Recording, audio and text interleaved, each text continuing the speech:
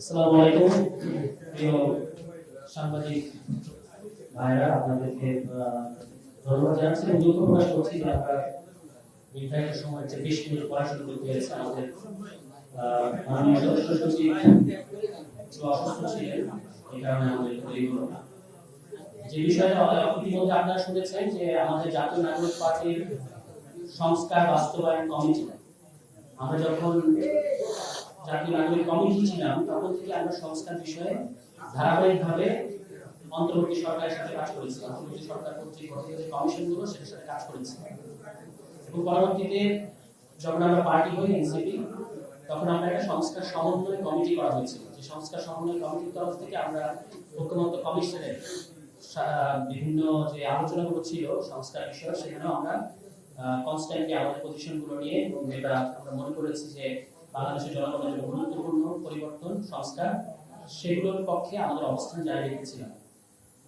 এবং নির্বাচনের পরে আমরা আসলে ভাবি নাই যে আমাদেরকে আবারও কন্টিনিউ করতে হবে, কারণ আমরা মনে করেছিলাম যে ঐক্যমত্য প্রতিষ্ঠিত হয়েছিল জুলাই সনদ এবং সেই সনদ কিভাবে বাস্তবায়ন হবে, গণভোট এবং সংস্কার পরিষদ, এই বিষয়টা সেটেলড ইস্যু।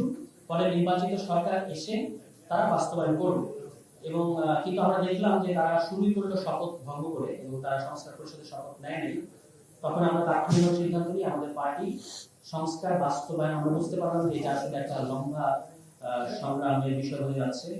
তখন আমরা আমাদের মাননীয় আহ্বায়ক এবং বিরোধী দলীয় চিফ হুইপ এবং আমাদের সদস্য ছিল মাননীয় সংসদ সদস্য সহ দলের নীতি নির্ধারণ পর্যায়ে সিদ্ধান্ত মোতাবেক আমরা সংস্কার বাস্তবায়ন কমিটি গঠন করি, যেখানে আমাদের সদস্য চিফ তিনিও এই কমিটির প্রধান এবং আমি উপপ্রধান এবং মনিরা শারমিন সহ অন্যান্য আরো অনেক সদস্য রয়েছেন।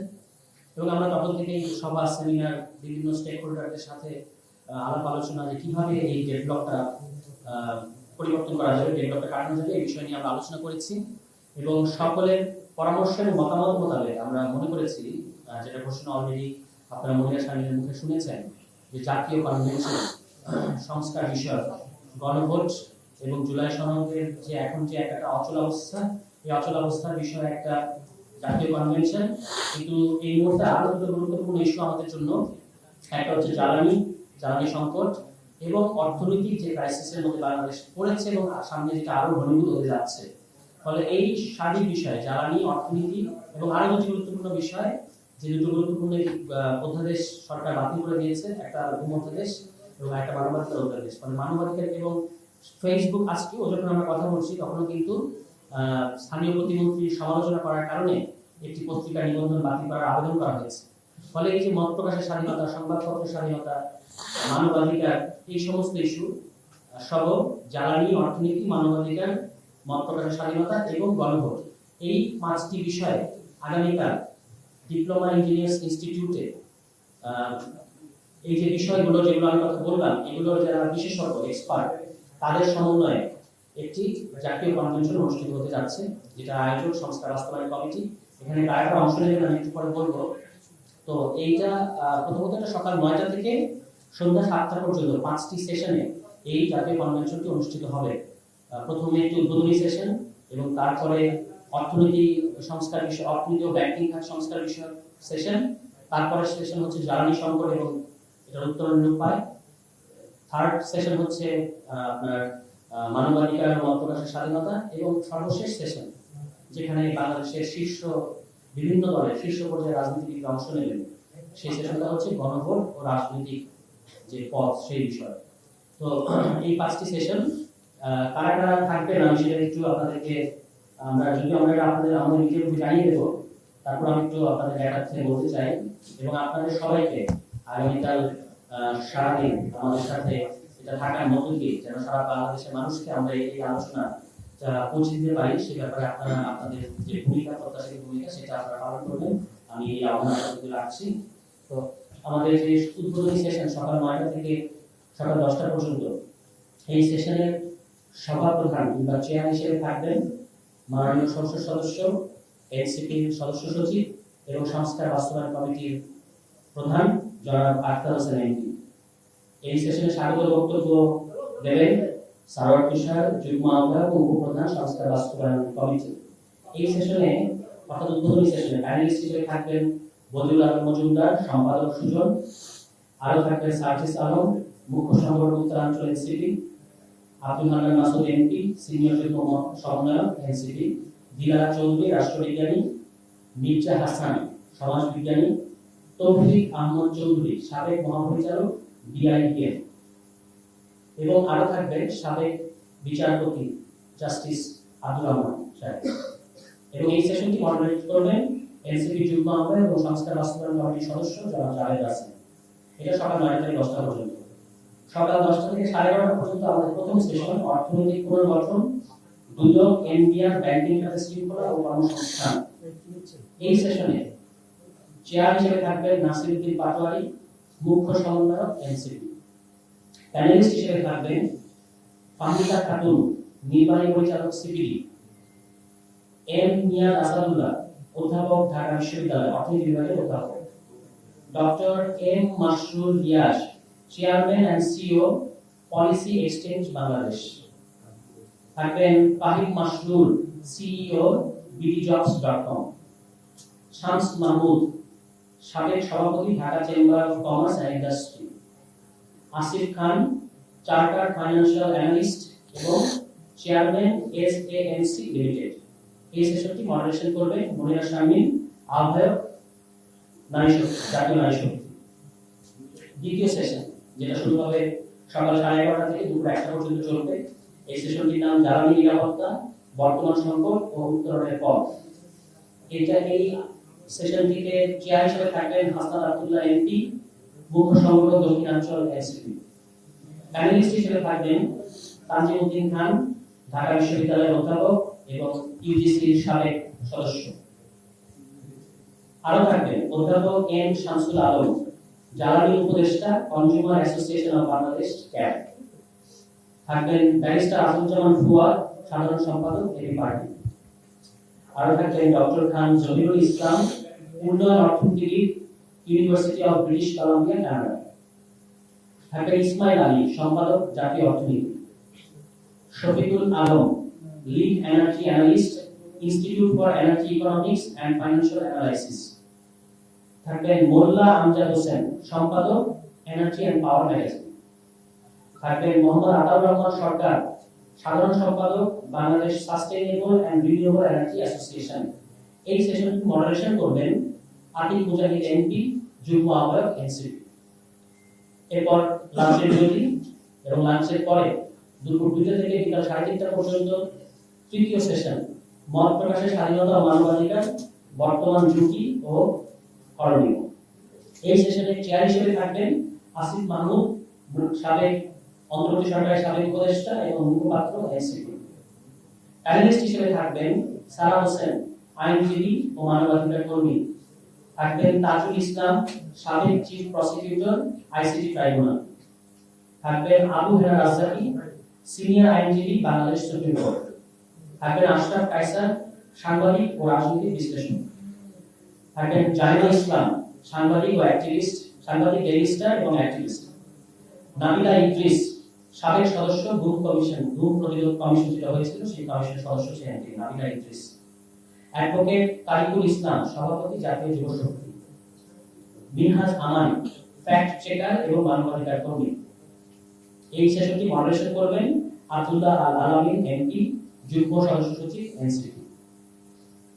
এরপর একটা ছোট, এই সেশনটির পরে একটা ছোট হয়তো রিফ্রেশমেন্ট ব্রেক থাকবে। সমাপনী সেশন যেটা বিকাল 4টা থেকে 5:30 পর্যন্ত হবে। এই সেশনটির নাম গণতান্ত্রিক রাষ্ট্র নির্মাণের জুলাই সনদ সংস্কার ও গণভোট। এই সেশনটিতে বাংলাদেশের বিদ্যমান সমস্ত রাজনৈতিক দলের 11 দল সহ এমনকি সরকারি দল বিএনপি সহ সকল রাজনৈতিক দলের শীর্ষ নেতৃবৃন্দ এই সেশনটিতে থাকবেন ডাক্তার শফিকুর রহমান এমপি, বিরোধী দলীয় নেতা এবং আমি, বাংলাদেশ জামায়াত ইসলামী। মাহমুদুর রহমান মান্না, সভাপতি, নাগরিক ঐক্য। মাওলানা মামুনুল হক আমির, বাংলাদেশ খেলাফত মজলিস। শহীদুদ্দিন মাহমুদ স্বপন, সাধারণ সম্পাদক, জাতীয় সমাজতান্ত্রিক দল JST. Mujibur Rahman Manju, chairman AB party. এবং এই সেশনটি সভাপতিত্ব করবেন জাতীয় সংসদের বিরোধী দলীয় চিফ হুইপ এবং এনসিপির আহ্বায়ক জনাব নাহিদ ইসলাম এমপি। এবং এই সেশনটি মডারেশন করবেন আরিফুল ইসলাম আলী, সিনিয়র যুগ্ম আহ্বায়ক এনসিপি। সবাইকে ধন্যবাদ। এটা হচ্ছে আমাদের সেশন এবং আমরা এটা আমাদের মিডিয়া গ্রুপে দিয়ে দেবো। পুরো সেশনটা আমি বলার চেষ্টা করলাম এবং এখানে বিএনপির সাথে আমরা যোগাযোগ করেছি। আমরা আশা করছি তাদের শীর্ষ পর্যায়ে একজন নেতা থাকবেন এখানে, যিনি জাতীয় সংসদেও আছেন। তো যেহেতু এখন পর্যন্ত ব্যাপারটা কনফার্ম হয়নি, সুতরাং আমরা নামটা বললাম না, কিন্তু তাদের সাথে আমাদের এই বিষয়ে আলোচনা চলছে। বাকি আলোচনা আমাদের মাননীয় সংসদ সদস্য এবং আমাদের যে সংস্কার বাস্তবায়ন কমিটি এর প্রধান এনসিপি সদস্য সচিব জনাব আক্তার হোসেন করবেন।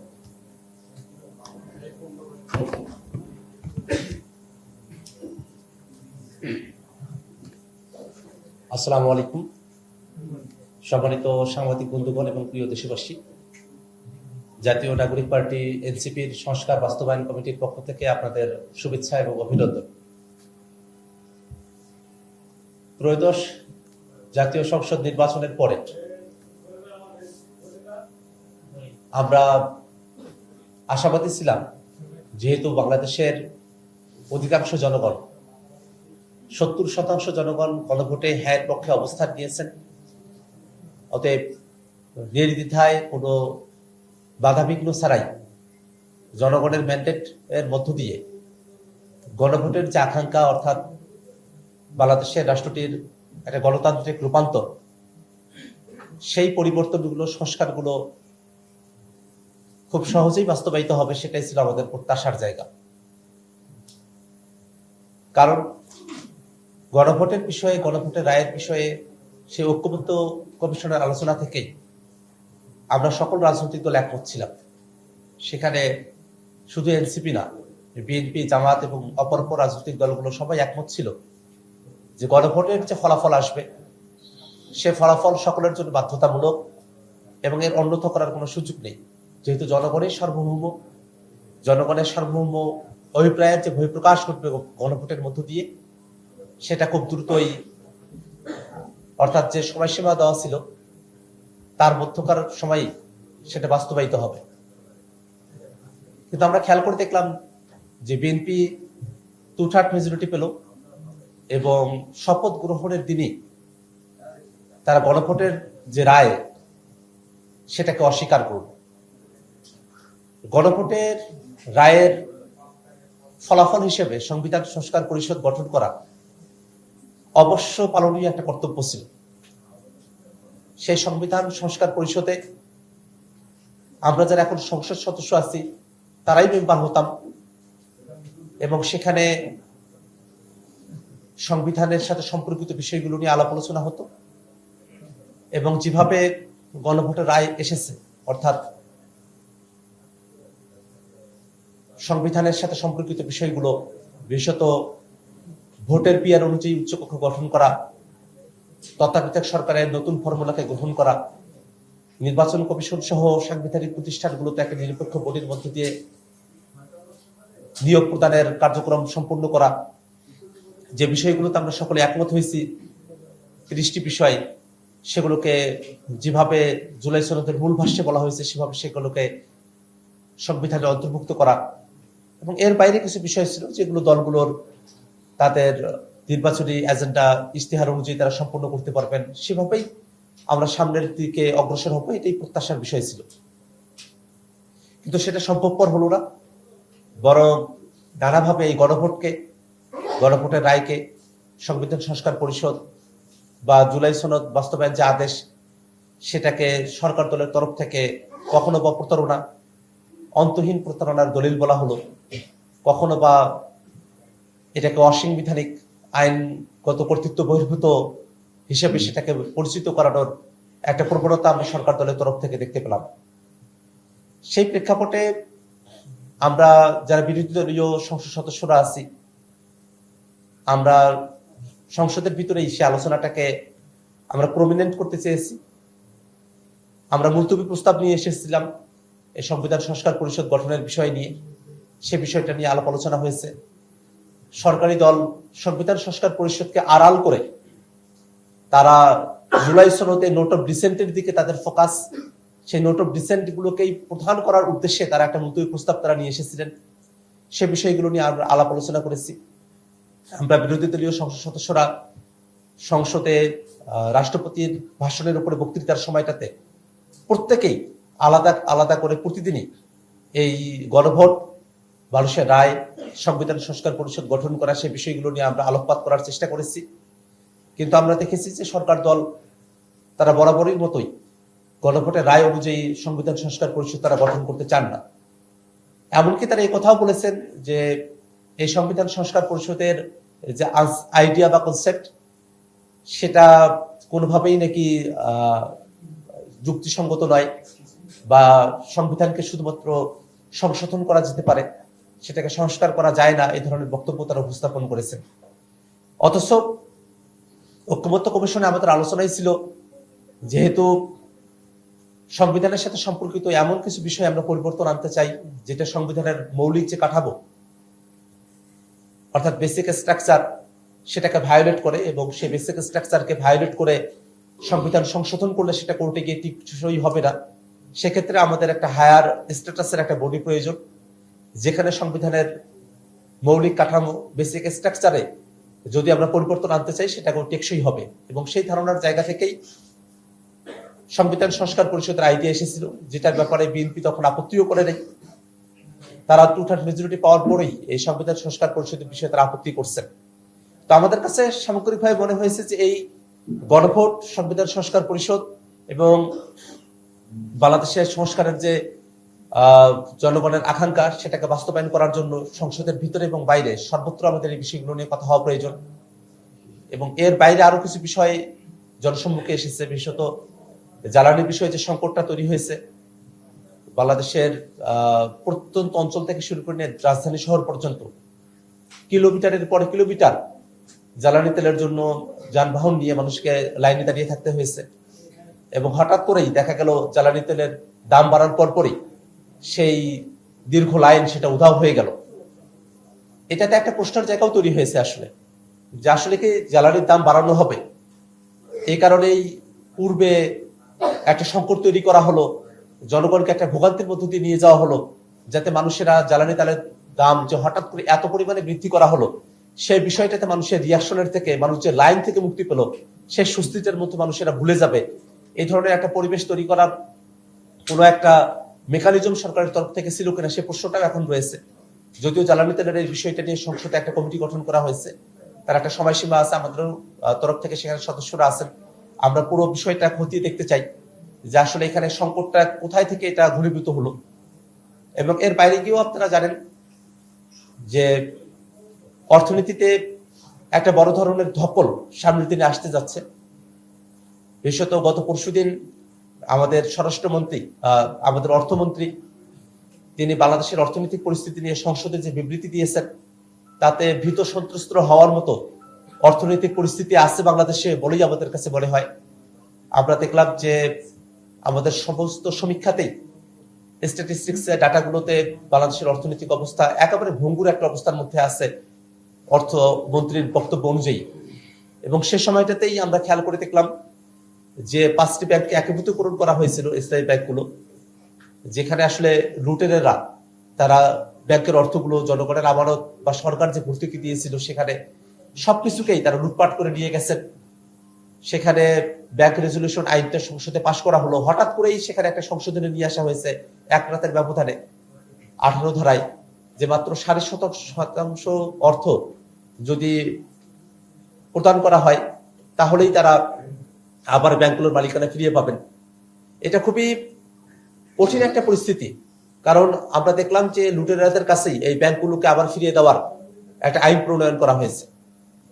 খেয়াল করে দেখবেন যে সরকার যদি সেই ব্যাংকগুলোতে 20,000 টাকা যদি ভর্তুকি দিয়ে থাকে, 20,000 টাকা যদি প্রদান করে থাকে, মাত্র 1,500 কোটি টাকা সেটা যদি তারা প্রদান করেন, তাহলেই তারা ব্যাংকগুলোর মালিকানা আবার ফিরিয়ে পাবেন। তো যারা 20,000 কোটি টাকা লুটপাট করেছে তাদের জন্য 1,500 কোটি টাকা প্রদান করা তো খুবই সামান্য ব্যাপার আর কি। তো তারা তো আসলে এই 1,500 কোটি টাকা ফেরত দিয়ে 20,000 কোটি টাকা তারা যেটা লুটপাট করেছিলেন সেটাকেও তারা বৈধ করতে পারবেন, এবং সামনের দিনে আরো হাজার হাজার কোটি টাকা তারা আসলে লুটপাট করতে পারবেন। এই ধরনের একটা পরিবেশ এই একীভূতকরণকৃত ব্যাংকগুলোতে এটা তৈরি হয়েছে। সামগ্রিকভাবেই বাংলাদেশের অর্থনীতি, এই জ্বালানি সংকট এবং সংস্কার এবং গণভোটের যে বিষয়গুলো আছে সেটা নিয়ে দেশব্যাপী জাতীয় পর্যায়ে যে সংকটগুলো তৈরি হয়েছে সেটাতে সমাধানের পথ কোথায়, সেই অন্বেষার জায়গা থেকে জাতীয় নাগরিক পার্টি এনসিপির সংস্কার বাস্তবায়ন কমিটির পক্ষ থেকে আমরা একটি জাতীয় কনভেনশনের আহ্বান করেছি। সেখানে জাতীয় নাগরিক পার্টি এনসিপি নেতৃবৃন্দ যেমন থাকবেন, এর বাইরে অপরাপর যে রাজনৈতিক দলগুলো আছে, এমনকি যারা সরকার দলের আছেন তাদেরকেও আমরা ইনভাইট করেছি। আমরা আশা করবো যে তারাও সেখানে অংশগ্রহণ করবেন। বিরোধী দলের যারা আছেন তারাও অনেকে এখানে অংশগ্রহণ করবেন। এর বাইরে যারা এক্সপার্ট আছেন, বিশ্ববিদ্যালয়ের প্রফেসর থেকে শুরু করে নিয়ে অ্যাক্টিভিস্ট এবং যারা বাংলাদেশের রাজনীতি, অর্থনীতি এবং সংস্কারের বিষয়গুলো নিয়ে যারা গভীর জানাশোনা যাদের আছে, সে মানুষদেরকে আমরা এখানে আহ্বান জানিয়েছি, যাতে করে আমরা একটা জাতীয় পর্যায় থেকে সকলের মতামতের ভিত্তিতে আমরা একটা সমাধানের পথ যাতে আমরা খুঁজে পাই, সে আকাঙ্ক্ষায় কালকে সারাদিন ব্যাপী একটি জাতীয় কনভেনশনের আহ্বান করা হয়েছে। সেখানে বাংলাদেশের আপামর জনতা, আপনাদের সকলকে আমরা আহ্বান জানাই যে আপনারা জাতীয় কনভেনশনের আলোচনাগুলো আপনারা ফলো করবেন এবং আপনারা যারা সাংবাদিক বন্ধুরা আছেন তাদেরকে আমরা আহ্বান জানাই যে আপনারা মিডিয়া কাভারেজ সেখানে দিবেন এবং আমরা চাইবো যে সকলের সম্মেলনের মধ্য দিয়ে এই জাতীয় কনভেনশনটি সফল হবে এবং সামনের দিনেও যতক্ষণ পর্যন্ত না সংস্কারের বিষয়গুলোকে বাস্তবায়ন করা হয়, আমরা জাতীয় নাগরিক পার্টি এনসিপি আমরা সংসদের বাইরে সর্বত্রই আমরা সংস্কারের যে আকাঙ্ক্ষা, গণভোটের যে রায়, সেটাকে বাস্তবায়নের জন্য আমাদের যে লড়াই সেটা আমরা চালিয়ে যাব এবং সেই লড়াইয়ে বাংলাদেশের আপামর জনতাকে একাত্ম থাকার আহ্বান জানিয়ে আজকের যে সংবাদ সম্মেলন আমরা সেটার ইতি টানছি। ধন্যবাদ সকলকে।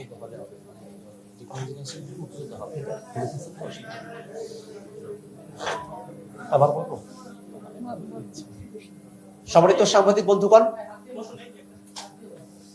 জ্বালানি সংকট, অর্থনৈতিক অবস্থা, সংস্কার এবং গণভোটের রায় নিয়ে জাতীয় নাগরিক পার্টি এনসিপির সংস্কার বাস্তবায়ন কমিটির জাতীয় কনভেনশন আগামীকাল সকাল 9টা থেকে সন্ধ্যা 7টা পর্যন্ত ডিপ্লোমা ইঞ্জিনিয়ার্স ইনস্টিটিউশনের কাকরাইলে অবস্থিত সেই হল রুমে অনুষ্ঠিত হবে। আপনাদের সকলকে সেখানে অংশগ্রহণ করার এবং সেটাকে ফলো করার এবং তার সাথে যে আলোচনাগুলো হবে তার মধ্য দিয়ে নতুন করে সংকট উত্তরণের যে পথ আমরা পেতে চাই সেটাতে কন্ট্রিবিউট করার আহ্বান জানিয়ে আমরা আজকের মতো করে আমাদের এই সংবাদ সম্মেলন আমরা সমাপ্ত করছি। জি,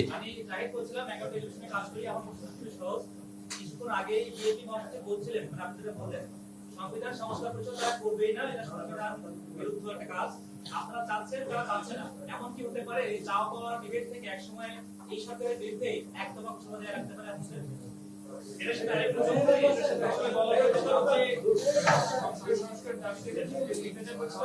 নির্বাচন না হওয়াকে কেন্দ্র করে ভয় ছিল, সেই ভয়টা যেন আসলে না হয় তার জন্য তখন সম্মতি প্রকাশ করেছিল।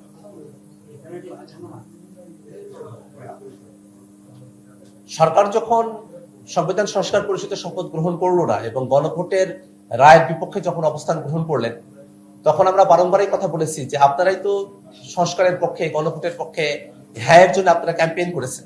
যদিচ তারা খুব সহসাই হ্যাঁয়ের পক্ষে তারা ক্যাম্পেইন করে নাই, তারা আসলে জনতার চাপে পড়ে তারা হ্যাঁয়ের পক্ষে তাদেরকে ক্যাম্পেইন করতে হয়েছে। কারণ আমরা দেখেছি ছাত্রদল তাদের অফিসিয়াল পেজ থেকে নায়ের তারা ক্যাম্পেইন তারা শুরু করেছিল।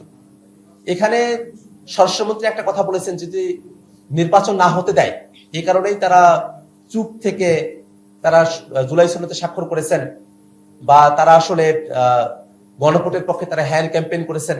এই যে বক্তব্য তারা প্রদান করছেন, এতে করে মনে হয় যে বিএনপি তারা আসলে সংস্কারের কথাটা হাসিনা পতনের আগে পর্যন্ত যেভাবে বলতো, হাসিনার পতনের পর থেকে সংস্কারের বিষয়ে তাদের চাওয়া পাওয়া ছিল না, তাদের শুধু চাওয়া পাওয়া ছিল ক্ষমতা কেন্দ্রিক। তো এই ক্ষমতা কেন্দ্রিক চাওয়া পাওয়ার বলের মধ্যে যখন তারা পড়ে গেছেন, তখন সংস্কারের বিষয়গুলোকে তাদের কাছে চাপি মনে হয়েছে। তারা আসলে নিজের ইচ্ছাতে সংস্কারের পন্থী একটা অবস্থানে তারা ছিলেন, এটা কিন্তু তাদের বক্তব্যের মধ্য দিয়ে আর প্রমাণিত হয় না। এই কারণে আমরা দেখেছি যে তাদের যদি সৎসাহস থাকতো, তারা গণভোটে রায়ের কথাও তারা বলতে পারতেন, তাদের সেই সুযোগটা ছিল, তারা সেটা করেন নাই। এটা আসলে জনগণের সাথে একটা লুকোচুরি করা। জনগণ চেয়েছে সংস্কারের মধ্য দিয়ে বাংলাদেশ রাষ্ট্র কাঠামোর একটা বড় ধরনের পরিবর্তন হবে, সে পরিবর্তনটা তারা আসলে চান নাই। যদি তারা চাইতেন তারা সংস্কারের বিষয়বস্তুগুলো নিয়ে তারা আলোচনা করতে পারতেন। তারা যে কথাটা বলছেন, চাপে পড়ে তারা একমত হয়েছেন, কোন বিষয়গুলোতে তারা একমত হলেন সেটা এখন দেখার বিষয়। এমন কোন বিষয়ে কি বিএনপি একমত হয়েছে যে বিষয়গুলো দেশ এবং জাতির জন্য খারাপ বা মন্দ? বিষয়টা তো এমন নয়। আমরা আলোচনা করে দেখতে পারি যে এই যে তত্ত্বাবধায়ক সরকারের নতুন ফর্মুলার কথা বলা হয়েছে, সেটা কি দেশ ও জাতির জন্য খারাপ? উচ্চকক্ষ ভোটের পিয়ার অনুযায়ী গঠন করা হবে, এটা কি জাতির জন্য মন্দ হতে পারে? যে সাংবিধানিক প্রতিষ্ঠানগুলোতে নিয়োগটা নিরপেক্ষ ভোটের মাধ্যমে হবে, সেটাও তো কোনো মন্দ বিষয় না। এই প্রত্যেকটা বিষয়ে সংস্কারের যে বিষয়গুলো আছে, সেই বিষয়গুলো দেশ এবং জাতির জন্য ভালো। হ্যাঁ, এটা সত্য, যারা দেশকে ফেসিবাদী কায়দায় চালাতে চায়, যারা দেশকে স্বৈরতান্ত্রিক জায়গায় পরিচালিত করতে চায়, যারা দেশের ক্ষমতাকে কুক্ষিগত করে রাখতে চায়, তাদের জন্য এই বিষয়গুলো খারাপ হতে পারে। কিন্তু ওভারঅলি দেশের জন্য এই জিনিসগুলো ভালো। আমরা সেই বিষয়গুলো নিয়েও তাদের সঙ্গে আলোচনা করতে পারি। ঐক্যমত্য কমিশনে আমরা দিনের পর দিন এই বিষয়গুলো নিয়ে আলোচনা করেছি। কিন্তু জনগণের রায়ের সঙ্গে প্রতারণা করা, এটা কোনোভাবেই কাম্য হতে পারে না। আমরা মনে করি যে সরকার দল, তাদেরও অনেকেই আছেন, তাদের সমর্থকেরা যারা গণভোটে হ্যাঁর পক্ষে অবস্থান নিয়েছেন। বিএনপি শুধু যে তাদের যারা বিরোধী, অর্থাৎ যারা বিএনপিকে ভোট দেয় নাই তাদের সঙ্গে প্রতারণা করছে, বিষয়টা এমন নয়। বরং যারা বিএনপিকে ভোট দিয়েছে এবং গণভোটে হ্যাঁ ভোট দিয়েছে, তাদের সাথেও বিএনপি প্রতারণা করছে। এই যে নিজের অনুসারীদের সঙ্গে প্রতারণা করা, এইটা কোনো একটা দলের জন্য নৈতিক অবস্থান হতে পারে না বলেই আমরা মনে করি। শেষ করা যায় তো না? ঠিক আছে।